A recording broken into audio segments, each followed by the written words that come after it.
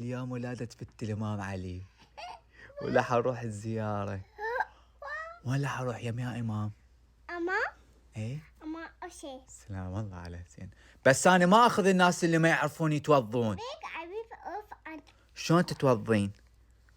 إيش اللي ايه إيش أوكي زين إيش إيد زين. إيش لا شعر ايه اللي شابونة ايه إيش شعريتي بس نمسح الراس. لا هي شعر ايه هو بس يطخه وراها شو تمسحين؟ أتعليم عافية. أتعوتي شو بالاخير شو تقولين؟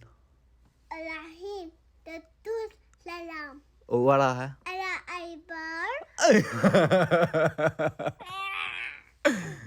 شو حتوزعين يم الإمام؟